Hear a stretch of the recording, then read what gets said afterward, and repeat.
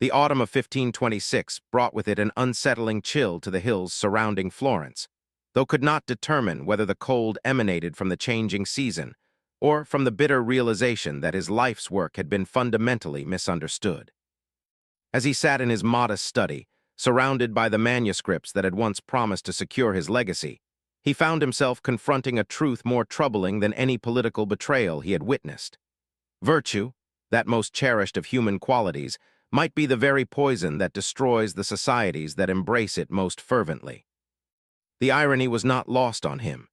Here was a man who had spent decades advocating for pragmatic governance, for the careful balance between moral idealism and political necessity, now watching as the very virtues he had once celebrated in private correspondence revealed themselves as the architects of collapse. The Florence he had served, the republics he had studied, the principalities he had analyzed, all had fallen victim not to vice and corruption, as conventional wisdom suggested, but to an excess of righteousness that had blinded them to the harsh realities of power. It had begun with a simple observation during his diplomatic missions to France and Germany. In the courts of kings and the chambers of merchants, had noticed a peculiar pattern. Those nations that prided themselves most on their moral superiority, their adherence to Christian virtue, their commitment to justice and fairness, were invariably the ones most vulnerable to the machinations of their less scrupulous neighbors.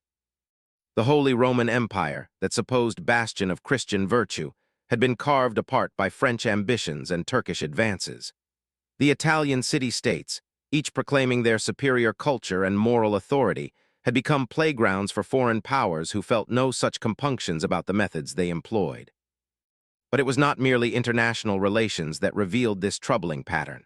Within the walls of Florence itself, had observed how the pursuit of virtue, when taken to its logical extreme, created a form of paralysis that left good men helpless in the face of evil ones.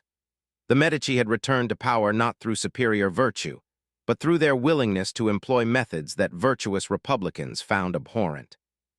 Whom had both admired and feared, had achieved his remarkable successes precisely because he was unconstrained by the moral hesitations that paralyzed his more virtuous contemporaries. This realization had come to him gradually, like a slow poison seeping through his intellectual framework. In his youth, he had believed, as most men do, that virtue was an unqualified good, that justice, mercy, honesty, and compassion were the building blocks of a stable and prosperous society. His early writings had reflected this belief, even as he had begun to notice the troubling gaps between moral theory and political reality. The Prince had been his attempt to bridge that gap, to show how a leader might employ seemingly harsh methods in service of ultimately virtuous ends. But even then, he had not fully grasped the deeper problem. The deeper problem was this: virtue, when practiced by some but not all, creates a fundamental asymmetry that inevitably leads to the destruction of those who practice it. A virtuous man who refuses to lie will always be at a disadvantage when dealing with one who lies skillfully. A just ruler who respects the rights of his enemies will be conquered by one who recognizes no such limitations. A merciful judge who shows compassion to criminals will see his society overrun by those who view that compassion as weakness to be exploited. This was not to say that virtue was inherently worthless, far from it. In a world where all men were virtuous, these qualities would indeed create the paradise that philosophers and theologians promised. But in a world where virtue was unevenly distributed, where some men practiced it while others merely pretended to do so, virtue became a form of unilateral disarmament that guaranteed the victory of the vicious. The evidence was everywhere, once one learned to see it. The merchant who refused to engage in corrupt practices found himself unable to compete with those who did. The diplomat who insisted on honest dealing was outmaneuvered by those who lied as easily as they breathed. The general who sought to minimize casualties among both his own men and his enemies was defeated by one who viewed human life as merely another resource to be expended for strategic advantage. Most troubling of all, the societies that most prided themselves on their virtue were precisely those that seemed most incapable of defending that virtue when it came under attack. They had created elaborate moral frameworks that prevented them from taking the harsh but necessary steps required to preserve their way of life. They had elevated process over results, intentions over outcomes, the appearance of righteousness over the hard work of survival. Had seen this pattern play out repeatedly in the Italian wars that had torn his homeland apart. The French, who made no pretense of fighting for anything other than their own aggrandizement, had swept through Italy like a scythe through wheat. The Spanish, equally pragmatic in their approach to conquest, had followed suit. The German mercenaries who served all sides with equal enthusiasm had shown themselves more effective than the citizen militias that fought for their homes and their ideals. In each case, those who were willing to subordinate virtue to victory had triumphed over those who insisted on maintaining their moral purity even at the cost of defeat. Yet this was not simply a matter of military strategy or diplomatic cunning. The corruption ran deeper, into the very heart of how virtuous societies organized themselves and made decisions. Democratic assemblies, with their commitment to debate and consensus, found themselves paralyzed when facing threats that required swift and decisive action. Republican institutions, designed to prevent the abuse of power, often prevented the effective use of power even when such use was desperately needed. Legal systems that prioritized due process and individual rights created loopholes that clever criminals exploited with impunity. The paradox was maddening. The very institutions and practices that made a society worth defending often made it incapable of defending itself. The values that created prosperity and happiness in peacetime became liabilities in times of conflict. The moral framework that bound good men together also bound them in chains that their enemies did not share. This insight had profound implications for how one should think about governance and statecraft. If virtue was indeed a liability rather than an asset in the struggle for survival, then perhaps the classical understanding of politics needed to be fundamentally reconsidered. Perhaps the choice was not between virtue and vice, but between effectiveness and ineffectiveness, between survival and extinction, between the harsh preservation of civilization and its gentle destruction. But even this formulation troubled, for it seemed to lead inexorably toward a kind of nihilism that he found personally repugnant. If virtue was truly incompatible with survival, if goodness was indeed a luxury that only the strong could afford, then what was the point of civilization at all? Why preserve a society that could only be preserved by abandoning the very qualities that made it worth preserving?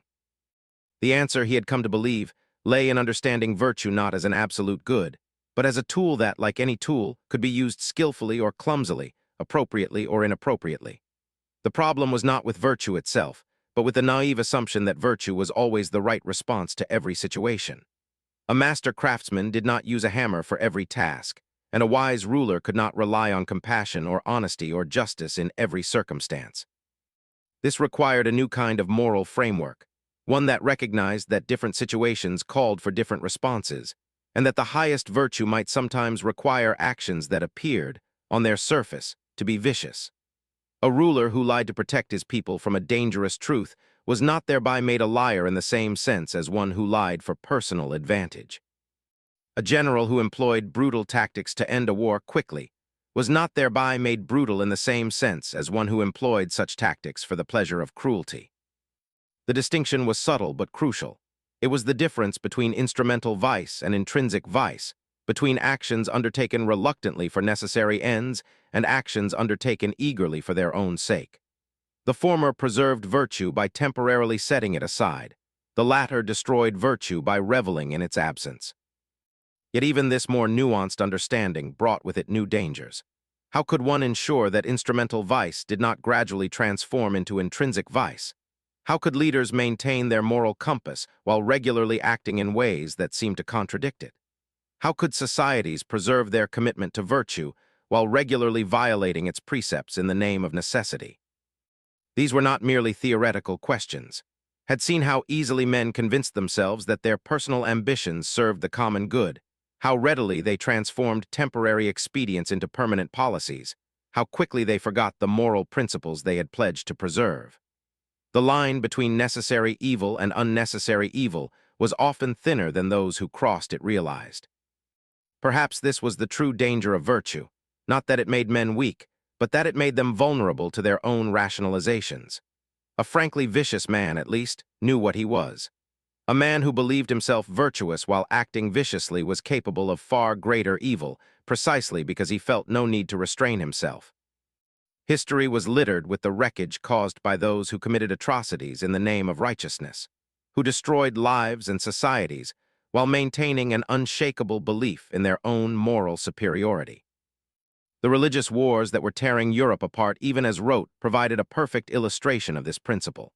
Both Catholics and Protestants claimed to serve God and truth, yet both engaged in acts of breathtaking cruelty in pursuit of their sacred goals. Each side justified its excesses by pointing to the greater good it served, by the necessity of defending the faith against heretical corruption. The result was devastation on a scale that purely secular conflicts rarely achieved, precisely because secular conflicts were not blessed with the absolute certainty that made compromise impossible and moderation a form of betrayal. This suggested another dimension to the dangerous price of virtue. It was not merely that virtuous men were disadvantaged in their conflicts with vicious ones, but that virtue itself, when corrupted by certainty and pride, could become a form of vice more destructive than simple greed or ambition. A greedy man wanted wealth, an ambitious man wanted power, but a virtuous man wanted the entire world to conform to his vision of righteousness. The first two could be negotiated with, compromised with, even satisfied. The third could only be converted, conquered, or killed. The implications were staggering. If virtue could indeed become vice, if righteousness could become the source of unrighteousness, then perhaps the classical distinction between good and evil was fundamentally flawed. Perhaps what mattered was not whether an action was inherently virtuous or vicious, but whether it served life or death, creation or destruction, flourishing or decay. This perspective radically altered how one might evaluate historical events and contemporary policies. The Pope, Alexander VI, had been universally condemned for his corruption and nepotism, yet under his leadership the Church had been politically strong and territorially secure. His successor, Julius II, had been praised for his spiritual reform and military prowess, yet his reign had seen the beginning of the Protestant schism that would tear Christendom apart. Which pope had better served the institution he led? Which had been more truly virtuous in the sense that mattered most? Similarly, Medici had been criticized for his manipulation of Florentine politics and his use of wealth to buy influence and allies.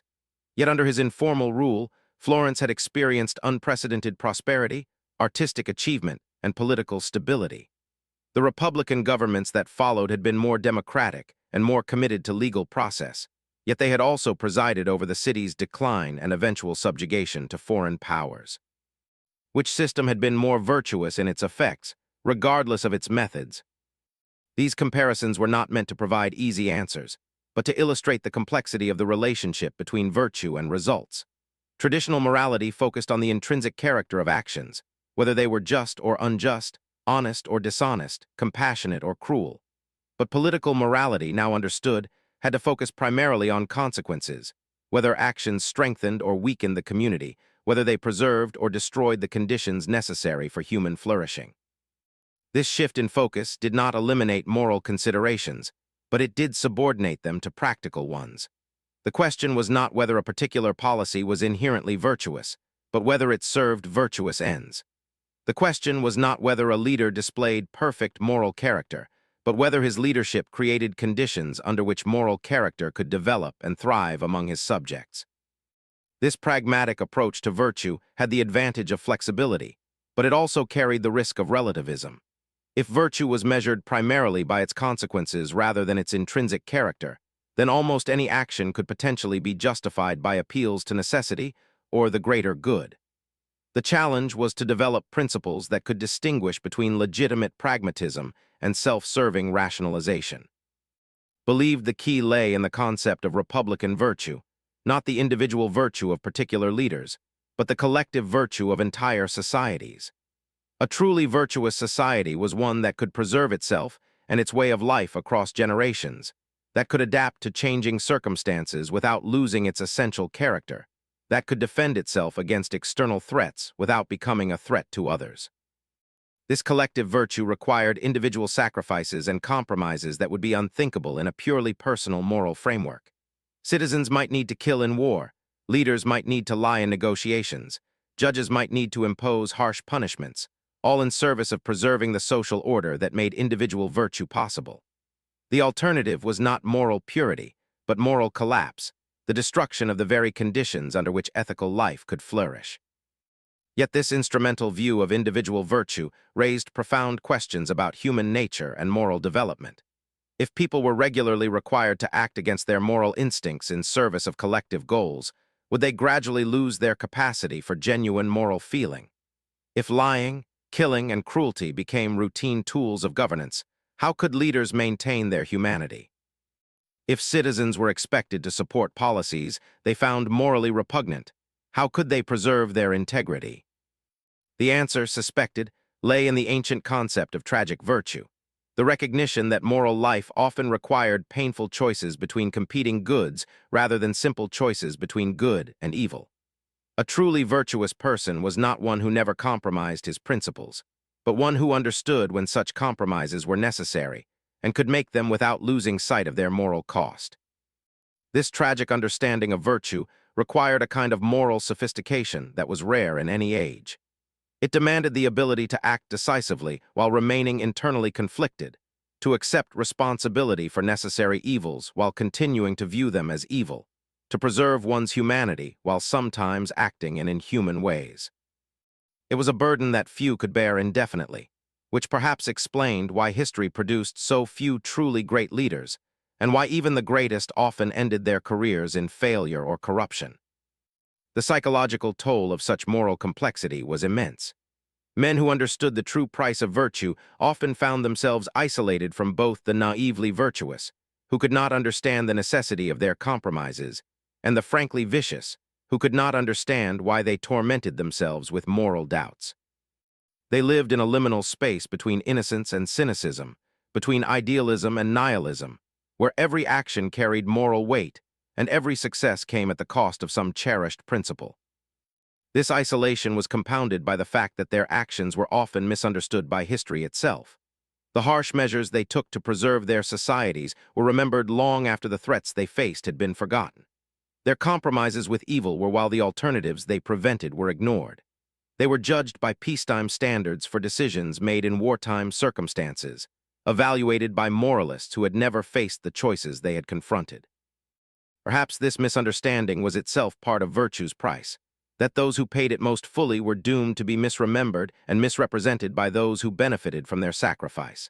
The very success of their pragmatic policies made it possible for future generations to embrace the idealistic principles that those policies had temporarily set aside.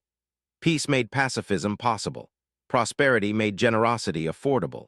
Security made moral refinement practical. This cyclical pattern suggested another dimension to the dangerous price of virtue. Not only did virtue disadvantage those who practiced it in their conflicts with those who did not, but successful pragmatism created conditions that made future pragmatism more difficult. Each generation that benefited from hard choices made by its predecessors naturally preferred to believe that such choices were no longer necessary, that civilization had progressed beyond the need for harsh measures, that moral evolution had made political evolution obsolete. The result was a recurring cycle in which pragmatic policies created prosperity and security, which enabled the rise of idealistic movements, which implemented virtuous policies that gradually undermined the conditions necessary for virtue's preservation, which eventually led to crisis, which forced a return to pragmatic measures. The cycle was as predictable as it was tragic, and breaking it seemed to require either perfect virtue from all members of society, a practical impossibility, or the elimination of virtue altogether, a cure worse than the disease. Understanding this cycle did not solve the fundamental dilemma, but it did suggest ways of managing it more effectively. Perhaps the goal should not be to escape the cycle, but to moderate its extremes. Perhaps wisdom lay not in choosing between virtue and effectiveness, but in finding ways to preserve both across longer time horizons. Perhaps the answer was not philosophical consistency, but practical flexibility, the ability to adjust moral expectations to match political realities without abandoning moral aspirations altogether. This moderate approach required institutions and practices that could preserve collective memory of the prices that virtue could exact, that could educate each generation about the choices their predecessors had faced, that could maintain awareness of external threats even during periods of internal peace and prosperity. It required leaders who could speak honestly about moral trade-offs without becoming paralyzed by them, citizens who could support necessary policies without becoming callous to their human costs, intellectuals who could analyze political realities without losing sight of political ideals. Most importantly, it required a culture that could honor both the pragmatists who made hard choices and the idealists who preserved moral vision, that could appreciate the necessity of compromise without losing the capacity for moral indignation, that could accept the inevitability of evil without embracing it as good. Such a culture would necessarily be more complex and more conflicted than one based on simple moral certainties, but it would also be more durable and more humane. The creation of such a culture was itself a form of virtue, perhaps the highest form, because it required the subordination of personal moral preferences to collective moral needs. It demanded that individuals accept responsibility not just for their own ethical choices, but for maintaining the conditions under which future generations could make ethical choices of their own. It asked people to care more about the survival of virtue than about appearing virtuous, more about preserving the possibility of goodness than about demonstrating their own goodness. This meta-virtue was particularly difficult to sustain because it offered few of the psychological rewards that traditional virtue provided. The traditional virtues, courage, honesty, compassion, justice, brought immediate satisfaction to those who practiced them and immediate recognition from those who witnessed them. But the virtue of preserving virtue was often invisible and always thankless. It required people to accept blame for morally questionable policies, while receiving no credit for the disasters those policies prevented. Yet without this meta-virtue, all other virtues remained vulnerable to the cycles of decay and renewal that had plagued human civilization from its beginning. Without people willing to make themselves morally uncomfortable for the sake of moral preservation, each generation would be doomed to rediscover the dangerous price of virtue through bitter experience, rather than learning it through education and reflection.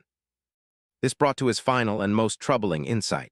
The dangerous price of virtue was not just the disadvantage it created in conflicts with vice, or even the way it could transform into vice through pride and certainty, but the fact that preserving virtue required people who were willing to sacrifice their own virtue for the sake of others' virtue.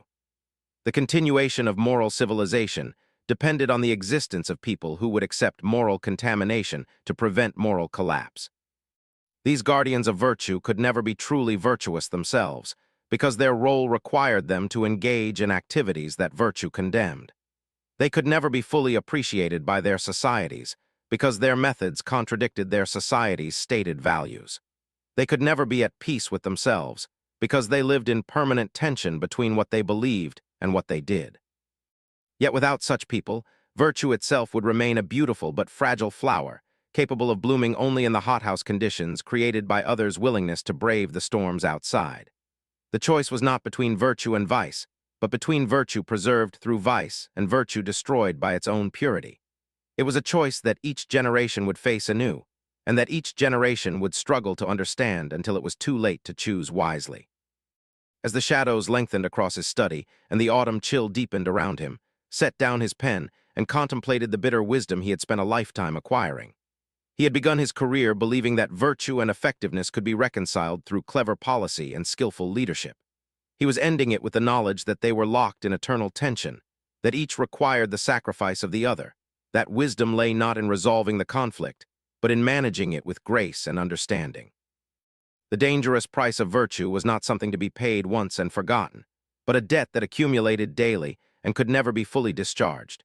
It was the human condition itself, the tragic awareness that good people in an imperfect world must sometimes do bad things to prevent worse things, that moral life was not a state to be achieved but a struggle to be sustained, that virtue's greatest victory was not its triumph over vice, but its survival of its own contradictions. This was last caution to those who would come after him. That virtue without wisdom was innocence, that wisdom without virtue was cynicism, but that virtue with wisdom was tragedy. It was a tragedy worth embracing, because the alternative was not comedy but catastrophe. The dangerous price of virtue was indeed high, but the cost of refusing to pay it was higher still, the loss of everything that made the payment worthwhile in the first place. In the end, perhaps that was what distinguished the truly virtuous from the merely good, not their willingness to sacrifice for principle, but their willingness to sacrifice principle for the preservation of the conditions under which principle could survive. It was a paradox that would trouble moral philosophers for centuries to come, but it was also a truth that practical men and women ignored at their peril. The price of virtue was dangerous indeed, but in a world where virtue remained necessary for human flourishing, It was a price that had to be paid, again and again, by each generation bold enough to value what it could not perfectly preserve, and wise enough to preserve what it could not perfectly practice. The candle burned low in study as he contemplated these final thoughts, and with it burned the last illusions of a man who had spent his life trying to serve both truth and goodness, only to discover that the two were often incompatible.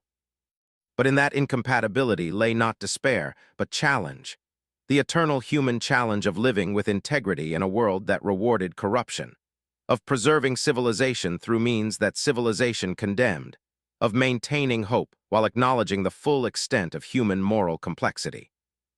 It was a challenge that each generation would face anew, armed with nothing but the hard-won wisdom of their predecessors and the fragile hope that they might do better than those who came before them. It was, in its way, the most human challenge of all, to remain human while doing what humanity required for its survival. The dangerous price of virtue would continue to be paid, because virtue itself demanded it, and because the alternative was a world where virtue was no longer possible at all.